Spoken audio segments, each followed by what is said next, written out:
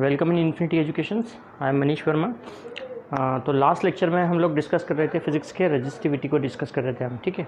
Last lecture में हमने समझा था रेजिस्टेंस क्या होता है, रेजिस्टिविटी क्या होती है, यानी कि रेजिस्टेंस किन किन फैक्टर्स पे डिपेंड करता है, और फिर हमने जाना था कि रेजिस्टिविटी का मीनिंग क्या होता है, ठीक है। इसको हमने थोड़ा सा समझा था, हमने एनटीएससी पर्पज़ के लिए पढ़ा था, हमने थोड़ा सा इन डेप्थ पढ़ा था रेजिस्टेंस और रेजिस्टिविटी को थोड़ा सा आगे बढ़ाते हैं हम। रेजिस्टिविटी जैसा कि आपने लास्ट लेक्चर तक पढ़ा था, वो रेजिस्टिविटी का जो फार्मूला आता है वो कुछ इस तरीके से आता है कि किसी भी कंडक्टर का जो रेजिस्टेंस होता है वो उस कंडक्टर की लेंथ के डायरेक्टली प्रोपोर्शनल होता है and area of cross section के इन्वर्सली प्रोपोर्शनल होता है, ठीक है। आपको याद हो तो यहीं से कंसेप्ट निकल के आता है किसका, रेजिस्टिविटी का। हमने ये फार्मूला डिराइव किया था रेजिस्टिविटी का। आर तो रेजिस्टेंस है, यहाँ पर जो आप कांस्टेंट यूज़ करते हैं रो, इस कांस्टेंट को आप क्या कहते हैं, रेजिस्टिविटी।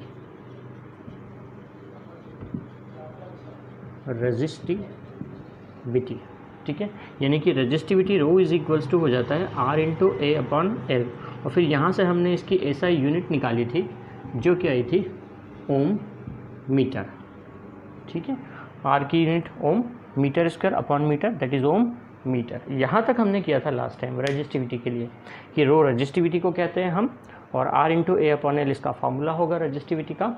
एक बात हमने ये बताई थी कि रेजिस्टिविटी किसी भी चीज़ पर डिपेंड नहीं करती है, किसी पर्टिकुलर मैटर की क्या होती है, ये कांस्टेंट होती है। मतलब रेजिस्टिविटी किन फैक्टर्स पे डिपेंड करती है, रेजिस्टिविटी किसी फैक्टर पे डिपेंड नहीं करती है। रेजिस्टिविटी अलग अलग मेटल के लिए अलग अलग वैल्यू होती है रेजिस्टिविटी की, क्योंकि उसकी जो नेचुरल प्रॉपर्टी होती है वो अलग होती है हर मेटल के लिए। जैसे कॉपर की बात करें, कॉपर की अलग प्रॉपर्टी होगी, एल्यूमिनियम की अलग होगी, आयरन की अलग होगी, ठीक है। अगर हम अलॉय बना लेंगे, अलॉय का मतलब है कि अगर हम मिक्सचर्स ऑफ मेटल्स ले लेंगे, ठीक है ना, तो अलॉय की रेजिस्टिविटी चेंज हो जाएगी। अलॉय की रेजिस्टिविटी डिपेंड करेगी कि हमने किन मेटल्स को क्या किया है, मिक्सअप किया है, ठीक है ना। उसके बारे में भी अपन बात करेंगे। पहले थोड़ा सा हम यहाँ से और जान लेते हैं। मैंने आपको रेजिस्टिविटी की डेफिनेशन यानी रेजिस्टिविटी को डिफाइन करना बताया था लास्ट लेक्चर को, रिपीट कर रहा हूँ अभी तो मैं। If A is equals to 1 square metre, अगर area of cross section conductor का 1 स्क्वायर मीटर हो और कंडक्टर 1 मीटर लेंथ का हो, तो हम डिफाइन करते हैं रेजिस्टिविटी को कि रो इज इक्वल्स टू क्या हो जाएगा, आर, है ना। इसी फॉर्मूले में अगर A equal to 1, L equal to 1 ले तो रो इक्वल टू क्या आता है, आर आता है। Resistivity equal to resistance. मतलब हम यहाँ से किस तरीके से डिफाइन करते हैं रेजिस्टिविटी को, हैंस आप लोग लिख लीजिएगा डेफिनेशन भी कि hence resistivity of a material is equal to its resistance, है ना, is equal to its resistance of conductor of unit length and unit area of cross section, ठीक है। तो यहाँ से डेफिनेशन लिखिएगा आप रेजिस्टिविटी की। Resistivity of a material is equal to its resistance of conductor of unit length and unit area of cross section. यहाँ तक हमने लास्ट लेक्चर में भी डिस्कस कर लिया था, ठीक है। अब मैं इसे रफ करता हूँ थोड़ा सा, और यहाँ पे मैं साइड में लिखता हूँ कि ये रेजिस्टिविटी किन फैक्टर्स पे डिपेंड करती है, आप नोट करके लिख लीजिएगा, ठीक है। कि resistivity of a conductor depends on its material, यानी कि जिस मटेरियल का वो है, कॉपर, एल्यूमिनियम, आयरन, निकल, ठीक है, जिस भी मटेरियल का वो है। Resistivity of a conductor depends on it's material and temperature. ध्यान रखिएगा, रेजिस्टिविटी एक फैक्टर पे डिपेंड करती है और वो है टेम्परेचर। टेम्परेचर पे डिपेंड करेगी रेजिस्टिविटी, क्योंकि टेम्परेचर चेंज करने से क्या होगा कि फिजिकल कंडीशन यानी कि उसके अंदर का जो इलेक्ट्रॉनिक स्ट्रक्चर है चेंज हो जाएगा मेटल का, कंडक्टर का, तो रेजिस्टिविटी भी क्या हो जाएगी, चेंज हो जाएगी। इसलिए रेजिस्टिविटी टेम्परेचर पे डिपेंड करती है, इस बात का ध्यान रखिएगा, ठीक है ना। अगर कहीं आपसे पूछा जाए कि रेजिस्टिविटी किन फैक्टर्स पे डिपेंड करती है, किसी पर डिपेंड करती है कि नहीं करती है, तो जैसे कि रेजिस्टेंस टेम्परेचर पर डिपेंड करता है, वैसे रेजिस्टिविटी भी टेम्परेचर पर डिपेंड करती है। रेजिस्टेंस और रेजिस्टिविटी में दो चीज़ें कॉमन है, रेजिस्टेंस भी नेचर ऑफ मटेरियल पर डिपेंड करता था, रेजिस्टिविटी भी नेचर ऑफ मटेरियल पर डिपेंड करेगी। रेजिस्टेंस टेम्परेचर पर डिपेंड करता था, रेजिस्टिविटी भी टेम्परेचर पर डिपेंड करेगी। समझ में आया, है ना। लेकिन रेजिस्टिविटी कंडक्टर के डायमेंशन पे डिपेंड नहीं करती है। रजिस्टिविटी कंडक्टर के डायमेंशन पर डिपेंड नहीं करती। डायमेंशन पे मतलब उसकी लेंथ है, विड्थ है, एरिया ऑफ क्रॉस सेक्शन है, ठीक है, उसका वॉल्यूम है, इन सब चीज़ों पर रजिस्टिविटी डिपेंड नहीं करती है। रजिस्टिविटी सिर्फ दो चीज़ों पर डिपेंड करेगी, नेचर ऑफ मटेरियल क्या है उस कंडक्टर का और टेम्परेचर क्या है कंडक्टर का। अगर आप टेम्परेचर को चेंज करेंगे तो उसके साथ साथ रजिस्टिविटी भी क्या होगी, चेंज होगी, ठीक है। तो यूजुअली कंडक्टर्स की रजिस्टिविटी क्या होती है, लो होती है। जो कंडक्टर्स होते हैं उनकी रेजिस्टिविटी लो होती है। जो इंसुलेटर्स होंगे उनकी रेजिस्टिविटी क्या होती है, बहुत ज़्यादा होती है, तभी तो उनमें इलेक्ट्रिक करंट फ्लो नहीं होता है, ठीक है। कंडक्टर्स की रेजिस्टिविटी कम होती है। वैसे अगर हम थोड़ा सा यहाँ पे बात करें कि अलॉय क्या होती है, तो अलॉय की रेजिस्टिविटी कंडक्टर से थोड़ी सी क्या होती है, ज़्यादा होती है रेजिस्टिविटी, ठीक है। अलॉय की हम बात करें तो कुछ अलॉय के बारे में हम डिस्कस करेंगे थोड़ी देर के बाद में। यहाँ तक ही आपको समझ में आ गया कि रेजिस्टिविटी क्या चीज़ है। अब यहीं के यहीं आप एक बात और समझ लीजिए कि कंडक्टिविटी क्या होती है। जैसे रेजिस्टिविटी का मतलब क्या है कि मटेरियल की वो प्रॉपर्टी जो इलेक्ट्रिक करंट को अपोज करे, यानी कि फ्लो ना होने दे, इलेक्ट्रिक करंट को अपोज करे, उस प्रॉपर्टी को आप क्या कहेंगे, रेजिस्टिविटी ऑफ द कंडक्टर। उसी का जस्ट कन्वर्स को है ना हम क्या कहते हैं, कंडक्टिविटी। यानी कंडक्टिविटी क्या है, reciprocal of resistivity is called conductivity. आप लोग लिख लीजिएगा, reciprocal of resistivity is called conductivity. यानी कंडक्टिविटी को डिनोट करते हैं इस सिंबल से। इस सिंबल का नाम क्या है, सिग्मा, ठीक है। सिग्मा ऐसा भी होता है, इसको भी सिग्मा कहते हैं और इसे भी आप सिग्मा कहते हैं। तो sigma is the reciprocal of resistivity. Resistivity का सिंबल क्या है, रो। मैंने आपको लास्ट लेक्चर में बताया था इस सिंबल का नाम क्या होता है, रो, RHO। सो रेसिप्रोकल यानी 1/ρ। कंडक्टिविटी का फॉर्मूला क्या हो जाएगा, 1/ρ। Reciprocal of resistivity is conductivity. तो ऐसा यूनिट भी क्या हो जाएगी, इनवर्स हो जाएगी। जैसे कि रेजिस्टिविटी की ऐसा यूनिट थी ओम मीटर, कंडक्टिविटी की ऐसा यूनिट क्या होगी, ओम इनवर्स मीटर इनवर्स। 1 आ जाएगा ना, 1/ओम मीटर, यानी ohm inverse metre inverse. This will be the SI unit of conductivity, ठीक है। तो now you understood what is resistivity and conductivity. Resistivity के बारे में आपको फैक्ट्स क्लियर हो गए, ठीक है कि नहीं। क्या फैक्ट्स क्लियर हो गए, रेजिस्टिविटी क्या होती है, ये एक कंडक्टर में जो मटेरियल है उसकी नेचुरल प्रॉपर्टी होती है जो इलेक्ट्रिक करंट को अपोज करे। इसकी न्यूमेरिकल वैल्यू यानी कि न्यूमेरिकली हम इसको कैसे फाइंड कर सकते हैं कि कोई भी कंडक्टर जिसका area of cross section unit हो, जिसकी लेंथ यूनिट हो, तो उसका जो रेजिस्टेंस होगा कंडक्टर का, यूनिट लेंथ और unit area of cross section वाले कंडक्टर का, उसी को हम क्या कहेंगे, रेजिस्टिविटी कहेंगे, ठीक है। फॉर्मूला हमने फाइंड कर लिया रेजिस्टिविटी का, R/A/L। किन फैक्टर्स पे डिपेंड करती है रेजिस्टिविटी, तो सिर्फ दो फैक्टर्स पे, नेचर ऑफ मटेरियल, एक मटेरियल कौन सा है उस पर डिपेंड करेगी, दूसरा टेम्परेचर पर भी डिपेंड करेगी, ठीक है। टेम्परेचर बढ़ाने से रेजिस्टिविटी बढ़ जाएगी, जैसा रेजिस्टेंस टेम्परेचर बढ़ाने से रेजिस्टेंस बढ़ रहा था कंडक्टर का, वैसी रेजिस्टिविटी भी टेम्परेचर बढ़ाने से बढ़ जाएगी। तो केवल दो चीज़ों पर डिपेंड करेगी रेजिस्टिविटी, अंडरस्टूड। यहाँ से अपन टॉपिक चेंज करते हैं। यहाँ आपने रेजिस्टिविटी को अच्छे से समझ लिया। मैं कह रहा हूँ कि हम कुछ कंडक्टर्स के बारे में बात करेंगे, मेटल्स के और अलॉयज के बारे में बात करेंगे रेजिस्टिविटी को लेकर के। लेकिन उसके पहले हम जो रेजिस्टेंसेस होते हैं, है ना, उन रेजिस्टेंसेस के कॉम्बिनेशन को समझ लेते हैं कि रेजिस्टेंस आपने समझा था कि रेजिस्टेंस क्या होता है इसके प्रीवियस लेक्चर में। अब अगर किसी इलेक्ट्रिक सर्किट में कुछ रेजिस्टेंस कनेक्टेड हैं, ठीक है, तो जो कनेक्शन है उन रेजिस्टेंसेस का वो कितने टाइप का होता है ना, और उन कनेक्शन पे इलेक्ट्रिक करंट कैसे डिपेंड करेगा, इसको समझते हैं अपन।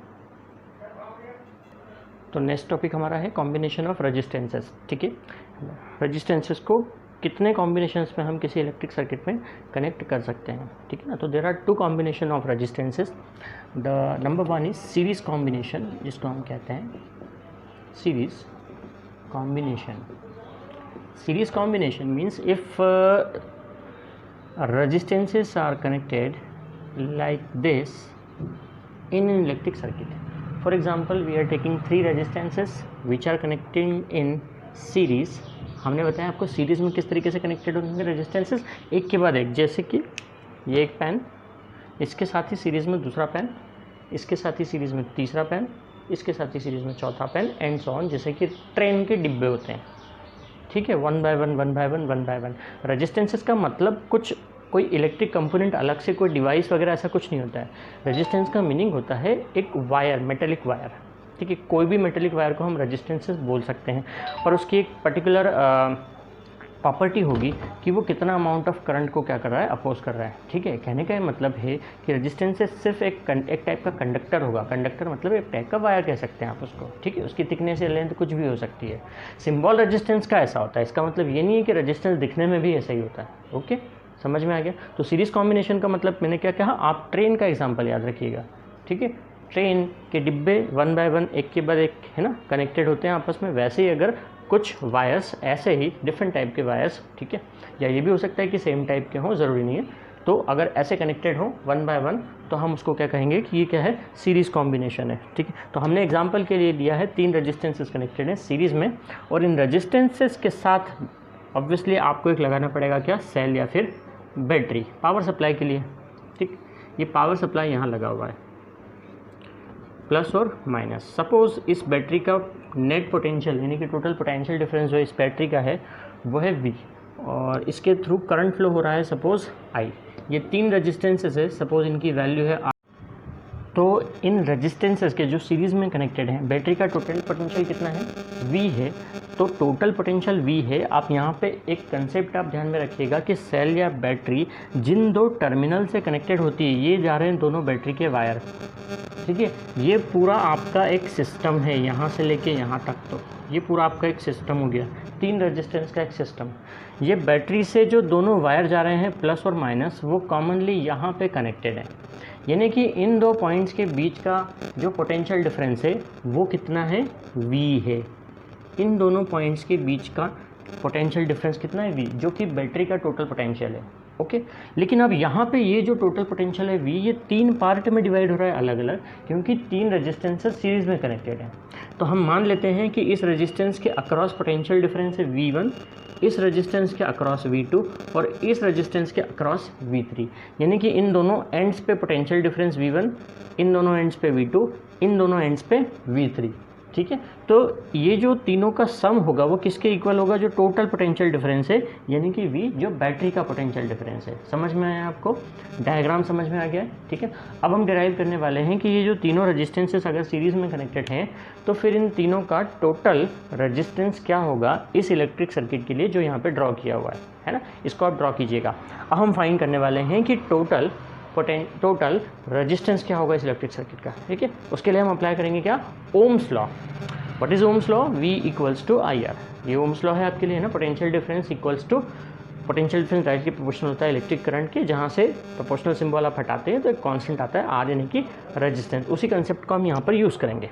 तो जो आपका टोटल पोटेंशियल डिफरेंस है यहाँ, वो है V, और जो इक्वल्स टू है V1 plus V2 plus V3 की। इसको दे दीजिए अब इक्वेशन नंबर 1, ठीक है। टोटल पोटेंशियल डिफरेंस इन तीनों सबके सम के इक्वल आ रहा है। अब by Ohm's law what we know, by Ohm's law we know that V is equals to IR, ठीक है। अब यहाँ पे देखिए कि इस रेजिस्टेंस की वैल्यू है R1, इस रेजिस्टेंस के अक्रॉस पोटेंशियल डिफरेंस है V1। इसमें कितना करंट फ्लो हो रहा है, यहाँ से देखिए ये वायर जो जा रहा है, इस वायर में कितना करंट फ्लो हो रहा है, I। तो इस रेजिस्टेंस के थ्रू कितना करंट फ्लो होगा, I। इसके भी थ्रू I फ्लो होगा और इसके भी थ्रू I फ्लो होगा, क्योंकि ये सीरीज़ में कनेक्टेड है। एक ही वायर जा रहा है सब में, वायर कहीं से पार्ट्स में डिवाइड नहीं हो रहा है अलग अलग, तो उस वायर में सेम करंट फ्लो होगा, वो जहाँ तक भी जाएगा। एक कंसेप्ट को याद रखिएगा बस, तो अगर वायर जहाँ से जिस पॉइंट से डिवाइड हो जाए अलग अलग पार्ट्स में, तो करंट भी क्या हो जाएगा, डिवाइड हो जाएगा। लेकिन ये जो बैटरी से निकला हुआ वायर है, ये कहीं पे भी डिवाइड नहीं हो रहा अलग अलग। ध्यान रखिए, ये जो मैंने बनाया है ये तो आपको समझाने के लिए बनाया था, ये वायर नहीं है, ठीक है। इसको आप वायर मत समझिएगा, कन्फ्यूज़ मत होइएगा, इसलिए मैं इसको रफ कर देता हूँ। ये कोई वायर नहीं है, आपको एक्सप्लेन करने के लिए मैंने समझाया था, ठीक है। ये जो टोटल पोटेंशियल डिफरेंस है V, ये दोनों एंड्स के बीच का, इन दोनों एंड्स के बीच का है। तो ये बैटरी से निकल के जो वायर जा रहा है, ये एक ही वायर सारे रेजिस्टेंसेस के थ्रू जा रहा है ना। तो इसलिए सारे रेजिस्टेंसेस में सेम करंट फ्लो होगा। So if some resistances are connected in series, they will have the same amount of current, okay. So by this law, by Ohm's law, V equals to IR, what we can write V1 is equals to IR1। इस resistance के across जो potential difference है V1 वो किसके equals to होगा, इस फॉर्मूले से IR होता है। करंट कितना फ्लो हो रहा है इस रेजिस्टेंस में, I, इसकी वैल्यू कितनी है R1, तो V1 equal to IR1। Similarly V2 equals to IR2 and V3 equals to IR3। Put these values in equation number 1।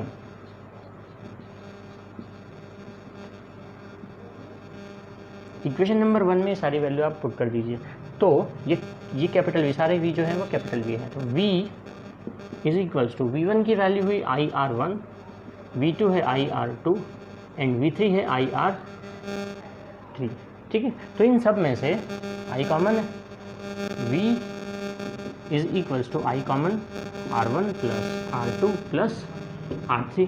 इस I को आप डिवाइड में ले जाइए, V upon I is equal to R1 plus R2 plus R3। और V upon I क्या होगा, देखिए ओम्स लॉ से V अपॉन I क्या होगा, R। V है टोटल पोटेंशियल डिफरेंस सर्किट का, I है टोटल करंट जो सर्किट में फ्लो हो रहा है, तो V upon I Ohm's law से क्या हो जाएगा, R, यानी कि total resistance of this electric circuit. यानी कि जो मैं यहाँ पर लिख रहा हूँ R इक्विवेलेंट, EQ लिखा है मतलब R इक्विवेलेंट, यानी इसको बोलते हैं हम इक्विवेलेंट रेजिस्टेंस। क्या कहते हैं, इक्विवेलेंट रेजिस्टेंस या नेट रेजिस्टेंस या टोटल रेजिस्टेंस, एक ही बात है। ठीक है, दिस इज, आप लिख सकते हैं दिस इज नेट और equivalent resistance of electric circuit. जो आपको डायग्राम में दिख रहा है इलेक्ट्रिक सर्किट, उसका नेट रेजिस्टेंस क्या होगा, R1 plus R2 plus R3। इसका मतलब अगर 3 रेजिस्टेंस है सीरीज में कनेक्टेड है तो टोटल रेजिस्टेंस क्या होगा, उन सबका अलजेब्रिक सम। इसी तरह से अगर n रेजिस्टेंसेस सीरीज में कनेक्टेड होंगे तो उनको n टाइम्स आप क्या कर देंगे, प्लस कर देंगे। ठीक है, इफ़ देर आर, हम इसको जनरलाइज कर रहे हैं, if there are n resistors, ये जो होते हैं वायर्स इनको रजिस्टर्स कहते हैं। रजिस्टेंस उसकी एक प्रॉपर्टी होती है, फिजिकल क्वांटिटी है ना, उनका नाम रजिस्टर होता है actually. If there are n registers are in series, net resistance उनका क्या होगा, R equals to R1 plus R2 plus R3 and so on up to Rn। This will be the equivalent resistance और the net resistance which are connected in series in an electric circuit. ये derivation आपको अच्छे से learn होना चाहिए। ठीक है, इसको नोट कर लीजिए इस डेरिवेशन को। फिर हम इसका सेकंड कॉम्बिनेशन करते हैं, सीरीज़ कॉम्बिनेशन के बाद में फिर पैरेलल कॉम्बिनेशन आता है। ठीक है, तो इस सीरीज़ कॉम्बिनेशन को आप नोट कर लीजिए वीडियो को पॉज करके।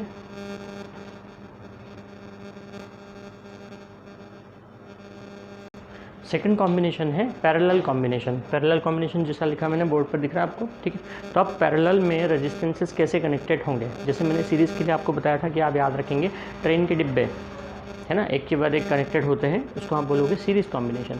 पैरेलल कॉम्बिनेशन आप किसको कहेंगे, पैरेलल कॉम्बिनेशन का मतलब है कि जब रेजिस्टेंसेस के दोनों, हर एक रेजिस्टेंस के दोनों एंड दूसरे रेजिस्टेंस के दोनों एंड से कनेक्टेड हों। इसको आप अगर आप किसी एग्जाम्पल के फॉर्म में समझना चाहते हैं तो आप ये समझिए, ग्रिल्स, आपकी जो विंडो की ग्रिल्स होती है ना, ये ग्रिल्स, ऐसी ग्रिल्स लगी हुई होती है विंडो पे, है ना, ऐसी ग्रिल्स लगी होती है विंडो पे। ठीक है, या ये समझिए कि जो आपकी स्टेयर्स होती है, सीढ़ियाँ होती हैं, ठीक, चढ़ने के लिए ऐसी होती हैं कुछ। ये जो कॉम्बिनेशन है कैसा कॉम्बिनेशन है, पैरेलल कॉम्बिनेशन है। ठीक, जैसे लाइंस पैरेलल होती हैं एक दूसरे के, जैसे पैरेलल कॉम्बिनेशन का मतलब है रेजिस्टेंसेस भी एक दूसरे के कैसे कनेक्टेड हो, पैरेलल में कनेक्टेड हो। अगेन हम 3 रेजिस्टेंस के लिए एग्जांपल लेते हैं कि ये आपका फर्स्ट रेजिस्टेंस है, ये आपका सेकंड रेजिस्टेंस है, ये आपका थर्ड रेजिस्टेंस है। ये 3 रेजिस्टेंसेस हैं सपोज, तो पैरेलल में ये कैसे कनेक्टेड होंगे, कुछ इस तरीके से कनेक्टेड होंगे कि तीनों के दोनों एंड्स कॉमनली एक सिंगल पॉइंट पे कनेक्ट होंगे। ये आपका रेजिस्टेंस है R1, इसकी वैल्यू, इस रेजिस्टेंस की वैल्यू R2, इस रेजिस्टेंस की वैल्यू R3, और ये तीनों रेजिस्टेंस के दोनों जो एंड्स हैं कॉमनली, ये देखिए ये वायर, ये वायर, ये वायर, कॉमनली ये किसी एक सिंगल पॉइंट पे यहाँ पे आके क्या हो रहे हैं, कनेक्ट। इस तरफ की वायर भी सिंगल पॉइंट यहाँ पर आकर हो रहे हैं कनेक्ट। और अगर फिर अब यहाँ से इसमें पोटेंशियल डिफरेंस अप्लाई कर दिया जाए तो ये हो जाएगा आपका एक इलेक्ट्रिक सर्किट जिसमें 3 रेजिस्टेंसेस पैरेलल में कनेक्टेड हैं। ठीक है, ये कहलाएगा आपका पैरेलल कॉम्बिनेशन। समझ में आया कि तीन रेजिस्टेंस कुछ इस तरीके से कनेक्टेड हो। ये तीनों रेजिस्टेंस कॉमनली 2 पॉइंट पे कनेक्टेड है। इन पॉइंट्स को मैं नाम दे देता हूँ ए और बी। ये पॉइंट्स हो गए हैं आपके ए और बी। ये बैटरी, इसका टोटल पोटेंशियल है वी, यहाँ से करंट फ्लो होगा इस बैटरी में आई। बट अब यहाँ देखिए ध्यान से कि इस बैटरी से टोटल कितना करंट फ्लो हो रहा है आई। मैंने लास्ट वाला जो कॉम्बिनेशन था सीरीज़ कॉम्बिनेशन, उसमें आपको क्या समझाया था कि अगर कोई एक वायर किसी पॉइंट में जाके अलग अलग डिवाइड हो जाए वो वायर, तो फिर करंट भी क्या हो जाता है, डिवाइड हो जाता है। वायर जब तक डिवाइड नहीं हो रहा है, सबके थ्रू अगर एक ही वायर जा रहा है तो करंट भी क्या रहेगा, सेम रहेगा उसमें जो फ्लो हो रहा है। इस वायर में जो इस बैटरी से निकल रहा है आई करंट फ्लो हो रहा है, लेकिन पॉइंट ए पे जाने के बाद, इसको बोलेंगे आप जंक्शन, जंक्शन ए पे जाने के बाद ये वायर 3 पार्ट में डिवाइड हो गया अलग अलग। अब ये आई करंट 3 अलग अलग पार्ट्स में क्या हो जाएगा, डिवाइड हो जाएगा। तो हम सपोज कर लेते हैं कि R1 में जो करंट फ्लो हो रहा है वो है अब I1, R2 में जो करंट फ्लो हो रहा है वो I2, R3 में जो करंट फ्लो हो रहा है वो है I3, है ना। ये टोटल करंट I फ्लो हो रहा था, ये 3 अलग अलग पार्ट्स में डिवाइड हो गया क्योंकि 3 वायर्स कनेक्ट हो गए इस जंक्शन से अब, ठीक है। तो I1, I2, I3 हमने कंसिडर कर दिया। ये तीनों करंट यहाँ आकर के बी जंक्शन पे आकर के वापस ज्वाइन हो जाएंगे, तो फिर से आई हो जाएगी वैल्यू करंट की यहाँ पे आके। समझ में आया? तो ये तो हमने करंट को जाना। पोटेंशियल डिफरेंस की बात करें तो बैटरी का टोटल पोटेंशियल डिफरेंस है V। सीरीज़ कॉम्बिनेशन को याद कीजिए कि जहाँ ये दोनों वायर जा रहे थे उन दोनों एंड के बीच का टोटल पोटेंशियल डिफरेंस भी क्या था, V। यानी कि A और B के बीच का भी टोटल पोटेंशियल डिफरेंस क्या होगा, V। और ये तीनों रेजिस्टेंस A और B से ही कनेक्ट हैं, है ना। तीनों रेजिस्टेंस के जो दोनों एंड्स हैं वो A और B से ही कनेक्टेड है। इसका मतलब तीनों रेजिस्टेंस पे कॉमन पोटेंशियल डिफरेंस होगा V, अलग अलग नहीं होगा अब, ठीक है। पहले तीनों रेजिस्टेंस एक के बाद एक कनेक्टेड थे सीरीज में, ठीक है, और फिर वो दोनों एंड से कनेक्टेड थे जिनका बीच का पोटेंशियल डिफरेंस V था। पिछला डायग्राम देखिएगा सीरीज वाला, ठीक है। इसलिए पोटेंशियल डिफरेंस अलग अलग हो गया था तीनों रेजिस्टेंस पे। लेकिन यहाँ पे पैरेलल में जब वो कनेक्टेड हैं तो कॉमन पॉइंट से कनेक्टेड है A और B, और A और B के बीच का पोटेंशियल डिफरेंस V है जो बैटरी का टोटल पोटेंशियल डिफरेंस है। इसलिए इन तीनों रेजिस्टेंस पे सेम पोटेंशियल डिफरेंस रहेगा V, ठीक है ना। तो अब इसको सॉल्व करते हैं हम। अब इसको कैसे सॉल्व करेंगे कि अब इस सर्किट में फ्लो होने वाला टोटल करंट है I, जो कि इक्वल है I1 plus I2 plus I3 के 3 पार्ट में डिवाइड हुआ था ये, है ना। अगेन हम ओम्स लॉ अप्लाई करेंगे, बाय लिखेंगे आप ओम्स लॉ। ओम्स लॉ के अकॉर्डिंग होता है V equal to I R, यानी यहाँ से I की वैल्यू क्या होगी, V अपॉन R होगी। ओम्स लॉ का फॉर्मूला होता है V equal to I R. From here we get I equals to V by R। So I1 will be equals to V by R1, क्योंकि R1 के across कितना potential difference है, V। तीनों पे V common है potential. I2 equal to V upon R2 and I3 equal to V upon R3। So आपने क्या जाना कि सीरीज़ कॉम्बिनेशन में पोटेंशियल डिफरेंस कॉमन होता है, और सीरीज़ कॉम्बिनेशन में इलेक्ट्रिक करंट कॉमन होता है, और पैरेलल कॉम्बिनेशन में पोटेंशियल डिफरेंस कॉमन होता है ना। सीरीज़ कॉम्बिनेशन में I कॉमन था, पैरेलल कॉम्बिनेशन में V कॉमन है। अब ये जो I1, I2, I3 है, ये वैल्यूज़ आप पुट कर दीजिए इक्वेशन 1 में। पुटिंग वैल्यूज़ इन इक्वेशन 1, तो इक्वेशन 1 है I equal to I1 means V upon R1 plus V upon R2 plus V upon R3। इस पूरी इक्वेशन को V से डिवाइड कर दीजिए, तो I upon V equals to 1 upon R1 plus 1 upon R2 plus 1 upon R3। I upon V क्या होगा, I upon V होगा 1 अपॉन R। ध्यान रखिए ना, R नहीं 1 अपॉन R होगा, है ना। ये देखो I, V जाएगा डिवाइड में, तो यहाँ क्या बचेगा राइट हैंड में 1 अपॉन R। ये क्या हुआ 1 अपॉन R। इसको मैं EQ लिखता हूँ, मतलब इक्विवेलेंट। तो यहाँ का इक्विवेलेंट रेजिस्टेंस क्या होगा, 1 by R equals to 1 by R1 plus 1 by R2 plus 1 by R3। 3 resistances हैं तो ऐसा आया। अगर n रेजिस्टेंसेस होंगे तो हम इसको जनरलाइज कर देंगे। If n registers are connected in parallel, your formula become 1 upon R1 plus 1 upon R2 and so on up to 1 upon Rn. This will be equivalent resistance of parallel combination of resistors. Understood? इसको भी आप note down कर लीजिएगा derivation को। This is also an important derivation. ये derivation आते हैं examination में सीरीज कॉम्बिनेशन और पैरेलल कॉम्बिनेशन के, है ना। आप फार्मूले आप याद रखिएगा। सीरीज कॉम्बिनेशन का फार्मूला आया था, यहाँ लिख देता हूँ, आप अलग से भी नोट करके लिख लिया कीजिए फार्मूले लर्न करने के लिए। सीरीज़ के लिए आया था R = R1 + R2 + R3, और पैरेलल के लिए फार्मूला आया है 1/R = 1/R1 + 1/R2 + 1/R3, है ना। फार्मूले इंपॉर्टेंट है, मैंने कहा हम सर्किट डायग्राम्स को सॉल्व करेंगे इसके बाद में, क्योंकि न्यूमेरिकल क्वेश्चंस हमको सॉल्व करने होंगे, और इसके न्यूमेरिकल क्वेश्चन हम बहुत ज़्यादा अच्छे तरीके से सॉल्व करेंगे, क्योंकि एग्जामिनेशन में आते ही हैं, एनटीसी पॉइंट ऑफ व्यू से भी इंपॉर्टेंट होते हैं, ओलंपियाड पॉइंट ऑफ व्यू से भी इंपॉर्टेंट है, और क्लास 12 के कंसेप्ट के अकॉर्डिंग भी इंपॉर्टेंट है। ठीक है, तो इसको नोट कर लीजिए आप लोग। इंपॉर्टेंट चीज़ हम स्टार्ट करने वाले हैं वो है न्यूमेरिकल क्वेश्चंस। ठीक है, इलेक्ट्रिसिटी अगर चैप्टर आपने समझा है और बहुत अच्छे से अगर आपको आता है तब आ पाएगा जब आप उसके न्यूमेरिकल क्वेश्चंस बहुत ही इजीली सॉल्व कर पाओगे। अगर आप न्यूमेरिकल क्वेश्चन बहुत आसानी से सॉल्व कर पा रहे हो इलेक्ट्रिसिटी के, इसका मतलब आपको चैप्टर बहुत अच्छे से समझ में आ गया है। ठीक है, तो सबसे पहले देखिए, न्यूमेरिकल क्वेश्चन को सॉल्व करने के लिए, किसी भी टाइप का न्यूमेरिकल क्वेश्चन हो उसको सॉल्व करने के लिए 3 स्टेप्स, मेजर स्टेप्स होती हैं। पहली स्टेप ये होती है कि आप क्वेश्चन को ध्यान से पढ़ करके अननोन क्वांटिटीज़ की वैल्यू नॉन क्वांटिटीज़ की वैल्यू जो गिवन है वो लिख लीजिए। फिर ये पता कीजिए कि अननोन क्वांटिटी कौन सी है, किसकी वैल्यू आपको फाइंड करनी है। ठीक, एंड देन आप क्या करते हैं, फार्मूला, सूटेबल फार्मूला अप्लाई करते हैं और आपका आंसर आ जाता है। बस ये न्यूमेरिकल क्वेश्चन को सॉल्व करने की ट्रिक होती है। तो बहुत आसान होती है, बिल्कुल डिफिकल्ट नहीं होता, सिर्फ आपको फार्मूले पता होना चाहिए।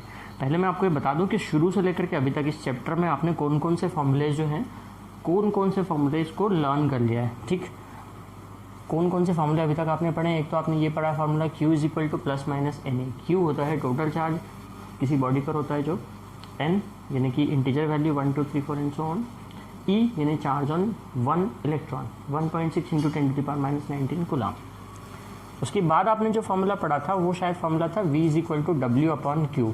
V यानी कि potential difference, electric potential, W means work done, जो पॉइंट चार्ज पर होता है, Q क्या, चार्ज की वैल्यू है। तीसरा फार्मूला जो आपने पढ़ा था वो था I = Q/T, rate of flow of charge that is electric current. ठीक है, हर एक की आपको यूनिट भी पता होना चाहिए। जैसे यहाँ से आप फाइंड करते हो क्या, चार्ज, जिसकी यूनिट होती है कूलम। यहाँ से आप क्या फाइंड करते हो, पोटेंशियल डिफरेंस या इलेक्ट्रिक पोटेंशियल, जिसकी यूनिट होती है वोल्ट। ये क्या होता है, current, rate of flow of charge, जिसकी यूनिट होती है एम्पियर। ठीक है, इसके बाद आपने कौन सा फार्मूला पढ़ा, इसके बाद आपने पढ़ा ohms law, V = IR। Ohms law है ये, V = IR। और इसके बाद आपने अभी कॉम्बिनेशन ऑफ रेजिस्टेंसेस पढ़े। सीरीज कॉम्बिनेशन में डायरेक्ट आप अलजेब्रिक सम करेंगे सीरीज कॉम्बिनेशन के लिए, और पैरेलल कॉम्बिनेशन के लिए 1/R = 1/R1 + 1/R2 + 1/R3। ये है पैरेलल कॉम्बिनेशन के लिए। तो अभी तक आपने इतने फार्मूले पढ़े हैं सिर्फ, इसके अलावा शायद आपने कोई फार्मूला नहीं पढ़ा है अभी तक, है ना। तो ऑब्वियसली हम जो अभी न्यूमेरिकल क्वेश्चंस लेंगे वो इन्हीं फार्मूलों में से, इन्हीं में से किसी न किसी फार्मूलों पर बेस्ड होंगे, बस इसके बियॉन्ड नहीं होंगे। तो ऊपर आप देख रहे हैं एनसीईआरटी के पेज नंबर 208, आपकी एनसीईआरटी बुक के पेज नंबर 208 का एग्जाम्पल नंबर 12.4 में ले रहा हूँ। ठीक है, उस एग्जाम्पल को मैं लिख नहीं रहा, पूरा जो एग्जाम्पल है मैं आपको क्वेश्चन समझा देता हूँ कि उस क्वेश्चन में आपसे क्या पूछा गया। The question is potential difference between the terminals of an electric heater is 6 volt. एक इलेक्ट्रिक हीटर के टर्मिनल का पोटेंशियल डिफरेंस है 6 volt. When it draw current of 4 ampere, 4 ampere current वो ड्रॉ करता है सोर्स से। What current will the heater draw if the potential difference is increased to 120 volt. Heater कितना current draw करेगा अगर potential difference को 120 volt क्या कर दिया जाए, इंक्रीज कर दिया जाए। ठीक है ना। तो अब इस क्वेश्चन को सॉल्व करने के लिए आपको क्या करना होगा, मैंने आपको क्या बताया, ट्रिक क्या बताई, 3 मेजर चीज़ें होती है। इसका जो सोल्यूशन होगा आपको कैसे करना है सोल्यूशन, सबसे पहले आप गिवन वैल्यूज़ लिख लीजिए। आपको क्या गिवन है कि एक इलेक्ट्रिक हीटर है, उसके टर्मिनल्स के बीच का पोटेंशियल डिफरेंस कितना गिवन है। पोटेंशियल डिफरेंस को किससे डिनोट करते हैं आप, V से। आप लिखेंगे कि V की वैल्यू कितनी है, 60 वोल्ट। 60 V लिखा है, V का मतलब 60 वोल्ट। और क्या गिवन है, अगर 60 वोल्ट पोटेंशियल डिफरेंस लगा हुआ है तो कितना करंट ड्रॉ करता है, करंट है 4 एम्पियर। करंट को आप I से डिनोट करते हैं, वो है 4 एम्पियर। 4 एम्पियर का करंट ड्रॉ करता है। What current will the heater draw. ठीक है, मैंने इसके बाद आपको क्या बताया था, गिवन वैल्यूज लिखिए और आपको क्या फाइंड करना है वो पता कीजिए। ठीक है। कितना करंट ड्रॉ करेगा अगर उसका पोटेंशियल डिफरेंस इंक्रीज कर दिया जाए 120 वोल्ट तक। तो एक काम कीजिए कि आप इन दोनों को V1 और I1 मान लीजिए, और V2 की वैल्यू दी हुई है आपको 120 वोल्ट। I2 आपको फाइंड करना है कि कितना करंट वो ड्रॉ करेगा अगर पोटेंशियल डिफरेंस 120 वोल्ट हो। ठीक है, तो जो मैंने ट्रिक बताई उसके अकॉर्डिंगली हमने क्वेश्चन को ध्यान से पढ़ा, क्या वैल्यूज़ गिवन है, क्या फाइंड करना है वो पता लगाया। अब हमको क्या करना है, थर्ड पॉइंट मैंने क्या बताया था, सुटेबल फार्मूला अप्लाई करना है। ठीक, जो आपको यहाँ पर दिख रहा है दो क्वांटिटी, फिजिकल क्वांटिटी V और I, है ना। अब इन सारे फार्मूलों को ध्यान से देखिए, कौन से फार्मूला इसमें सुटेबली अप्लाई हो जाएगा। फोर्थ, इसमें V भी है और I भी है, ठीक है। और थर्ड अननोन क्वांटिटी यहाँ से हम फाइंड कर सकते हैं R, उसको दूसरी जगह रख देंगे फिर से सेकंड वाली इक्वेशन में। तो बाय ओम्स लॉ हम इसको कैसे सॉल्व करेंगे, by Ohm's law we know that, आपको लिखना होगा कि आप कौन सा फॉर्मूला कहाँ से लिख रहे हो। By Ohm's law we know that V is equals to IR, V equals to IR, V equals to IR, याद कर लिया कीजिए, V IR, ये ओम्स लॉ है, V इक्वल्स टू IR, ठीक है। तो V1 इक्वल्स टू क्या होगा, I1 R, हीटर तो वही है, हीटर तो चेंज नहीं हो रहा ना, तो उसका रेजिस्टेंस जितना है उतना ही रहेगा, है ना। रेजिस्टेंस में आप R1 मत लिखिएगा, रेजिस्टेंस तो जितना है उस हीटर का उतना ही होगा, रेजिस्टेंस चेंज नहीं होगा, क्योंकि हीटर तो जो है वही है, हीटर बदल नहीं रहा है, कंडक्टर बदल नहीं रहा है ना, तो रेजिस्टेंस क्यों बदलेगा।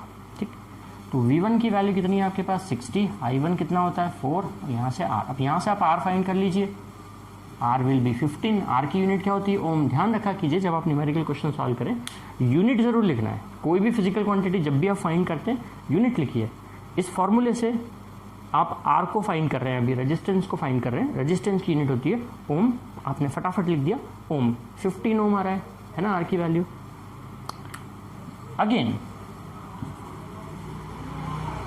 यही वाला फॉर्मूला फिर से अप्लाई कर दीजिए, आप क्या लिखेंगे, आप V2 equal to I2R, V2 कितना है 120 वोल्ट, I2 आपको फाइंड करना है, रेजिस्टेंस आपने फाइंड कर लिया था 15 ओम, तो I2 कितना हो जाएगा, 15 से डिवाइड कीजिए 120 को, 8 आएगा, है ना, 8, 15 8 जा 122, ठीक है। तो 8 एम्पियर, समझ में आया। तो वैसे भी ओम्स लॉ से V और I कैसे होते हैं, डायरेक्टली प्रोपोर्शनल।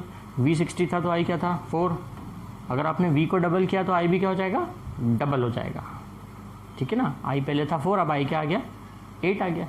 V 60 था, 60 से 120 हुआ तो I भी क्या हो जाएगा, डबल हो जाएगा। ओम्स लॉ से हम जानते हैं दोनों कैसे होते हैं, डायरेक्टली प्रोपोर्शनल होते हैं, है ना। यहाँ पे हीटर जो है उसकी कोई फिजिकल कंडीशन में चेंज नहीं हुआ था, ऐसा कुछ भी नहीं लिखा हुआ है, हीटर हीटर ही है, जैसा है वैसा ही है, उसमें कुछ चेंज नहीं हो रहा है उसकी कॉइल में, इसलिए रेजिस्टेंस चेंज नहीं होगा। अगर रेजिस्टेंस कांस्टेंट है तो फिर डायरेक्टली प्रोपोर्शनल होते हैं V और I, तो V के डबल होने से I भी क्या हो गया, डबल, ठीक है। सीधा सीधा सा कंसेप्ट था, बहुत ही सिंपल था, आपको समझ में आ गया होगा आई थिंक, है ना। नेक्स्ट क्वेश्चन हम लेते हैं फिर इसका। अभी मैंने एग्जाम्पल इसका 12.4 लिया था, इसका जो 12.5 एग्जाम्पल है मैं आपको समझा देता हूँ क्या है example. Resistance of a metal wire of length 1 metre is 26 ohm at 20 degree Celsius. एक मेटल वायर है जिसकी लेंथ 1 मीटर है, उसका रेजिस्टेंस गिवन है 26 ohm. If the diameter of wire is 0.3 mm, उस वायर का डायमीटर गिवन है। What will be the resistivity of metal at that temperature, उसी टेम्परेचर पे 20 डिग्री सेल्सियस पे, 20 डिग्री सेल्सियस पे सारी वैल्यूज गिवन है, मतलब टेम्परेचर चेंज नहीं हो रहा, वो कहना है कि उसी टेम्परेचर पे फिर उसकी रेजिस्टिविटी क्या होगी वो फाइंड कीजिए आप, ठीक ना। And predict the material of wire, जो टेबल का यूज़ करके, इसमें बुक में आपकी एक टेबल गिवन है जिसमें कंडक्टर्स, अलॉय और इंसुलेटर्स की रेजिस्टिविटीज़ गिवन है। तो जो आपका आंसर आएगा रेजिस्टिविटी, वो उसको देखते हुए वो मेटल कौन सी है वो आपको पता करना है कि कौन सी मेटल है ना। तो इस क्वेश्चन में देखिए आपको क्या क्या गिवन है, एक तो उस वायर की लेंथ यानी L, एक उस वायर का रेजिस्टेंस यानी कि R, और एक उस वायर का डायमीटर, ठीक है। तो उस डायमीटर से आप क्या फाइंड कर सकते हो, रेडियस, रेडियस से आप क्या फाइंड कर सकते हो, एरिया ऑफ क्रॉस सेक्शन, क्योंकि जो वायर होगा, हमने बताया था ना लास्ट लेक्चर में, जो वायर होगा उसका एरिया ऑफ क्रॉस सेक्शन कैसा होता है, सर्कुलर होता है, सर्कल का एरिया होता है पाई आर स्क्वायर। यहाँ मैं एक फॉर्मूला लिखना और भूल गया कि एक फार्मूला और भी तो पढ़ा है हमने रेजिस्टिविटी का, rho is equals to R into L upon A, है ना,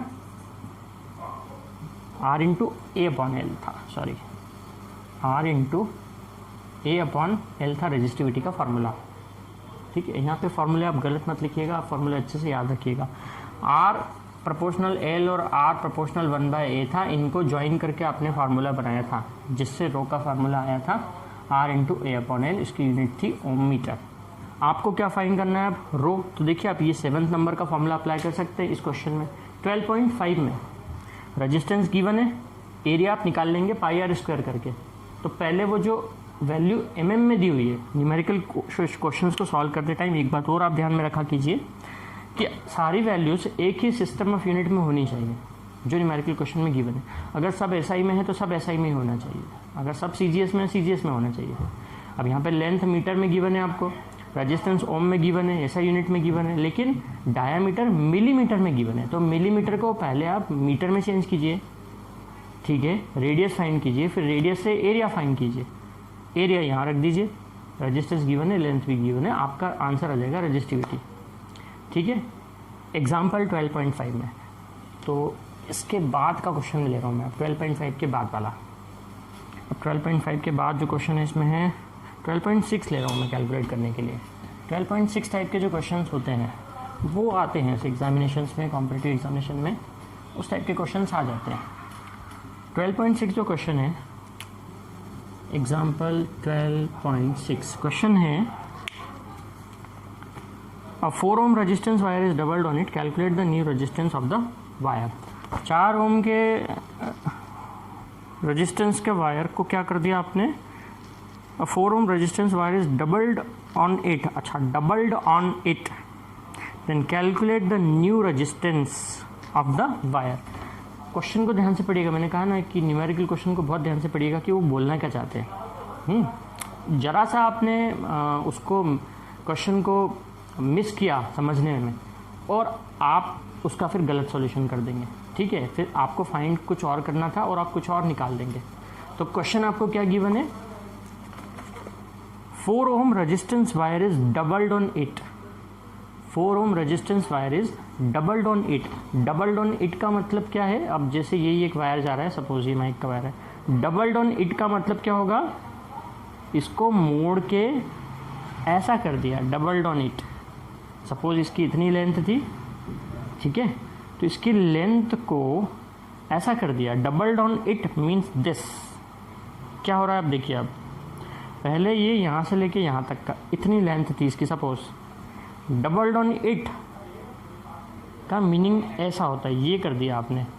तो ऐसा करने से क्या हुआ देखिए, लेंथ हाफ हो गई और इसका जो एरिया ऑफ क्रॉस सेक्शन था, यानी कि ये जो कॉर्नर का जो होता है एरिया ऑफ क्रॉस सेक्शन, ये क्या हो गया, डबल, ये एक के ऊपर एक आ गया, ठीक है।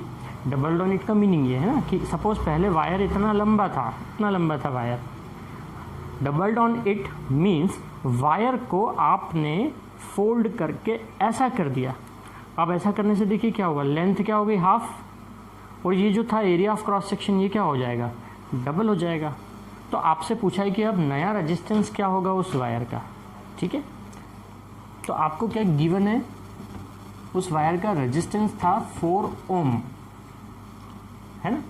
तो अब लेंथ और area of cross section change हो गए हैं और रेजिस्टेंस दोनों पे ही डिपेंड करता है, लेंथ पे भी डिपेंड करता है और एरिया ऑफ क्रॉस सेक्शन पे भी डिपेंड करता है ना। अब वायर का जो मेटल है वो तो वही है, वायर तो वही है, वायर तो चेंज हो नहीं रहा है, यानी कि जो उसका मटेरियल है वो तो उतना कि उतना ही है, ठीक। तो उसकी रजिस्टिविटी चेंज होगी क्या, नहीं होगी, क्योंकि रजिस्टिविटी डायमेंशन पे डिपेंड नहीं करती, हमने समझाया था। लेंथ या एरिया चेंज करने से रजिस्टिविटी पर कोई फ़र्क नहीं पड़ता, ओके। तो हमें पता है कि रजिस्टेंस पहले उस वायर का क्या था, 4 ओम था। अब व्हेन, आप ऐसे लिख दीजिए कि when it is doubled on it's new length, उसको आप एल डैश मान लीजिए, वो न्यू लेंथ क्या हो गई, पहले वाली लेंथ की हाफ हो गई, है ना। पहले वाली जो इनिशियल लेंथ थी मान लीजिए वो एल थी, तो एल की क्या हो गई, हाफ हो गई, और एरिया ऑफ क्रॉस सेक्शन क्या हो गया, डबल हो गया।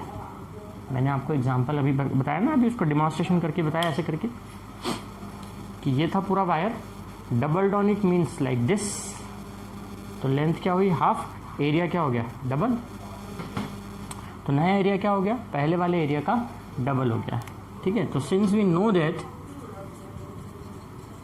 फार्मूला लिख दीजिएंगे आप कि आर का फार्मूला क्या होता है, rho into L upon A होता है ना, R equal to rho into L upon A, ये फार्मूला होता है।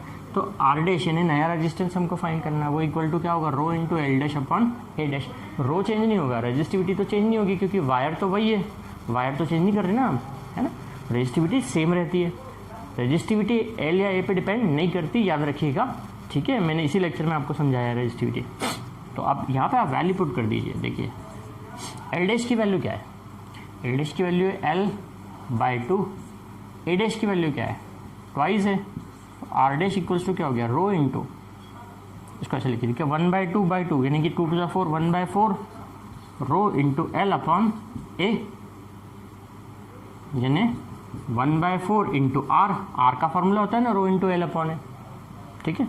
तो पहले का रेजिस्टेंस कितना था, 4, अब कितना हो जाएगा रेजिस्टेंस, 1/4 इंटू 4 दैट इज 1 ओम, यानी रेजिस्टेंस कितना हो गया, 1/4 हो गया, ठीक है। यानी किसी वायर को, यहाँ से आपको एक कंसेप्ट समझ में आया। अब ये कंसेप्ट आप डायरेक्टली यूज़ कर सकते हैं कॉम्पिटिटिव एग्जामिनेशंस में। कैसे कि अगर किसी वायर को डबल कर दोगे आप, घुमा के फोल्ड करके, एक के ऊपर एक ऐसे कर दोगे फोल्ड करके, तो उसका रेजिस्टेंस क्या हो जाएगा, 1/4, इतना याद रखेंगे आप ना। कॉम्पिटिटिव के लिए आपको फास्ट कैलकुलेशन करना होता है, तो आप याद कर लीजिए कि 1/4 हो जाता है। पहले रेजिस्टेंस अगर 20 ओम था तो मतलब अब 5 हो जाएगा, 1/4। पहले रेजिस्टेंस था 4 ओम, तो अब कितना हो गया, 1/4 यानी कि 1 ओम। कैलकुलेशन समझ में आ गया आपको, ये देखिए कैलकुलेशन, ठीक है ना। फिर से समझा देता हूँ, ये होता है फार्मूला, है ना। एल डैश की वैल्यू कितना है, एल डैश यानी नया लेंथ क्या है उसका, पहले वाले लेंथ का हाफ, नया एरिया क्या है, पहले वाले एरिया का डबल, 1/2/2 यानी 2 to the 4 यानी 1/4 rho into L upon A, rho into L upon A यानी resistance R, and resistance was 4 ohm, 1/4 into 4 that is 1 ohm. So this will be your answer कि उस वायर का resistance कितना हो जाएगा, 1 ओम हो जाएगा, ठीक है। समझ में आ गया ये।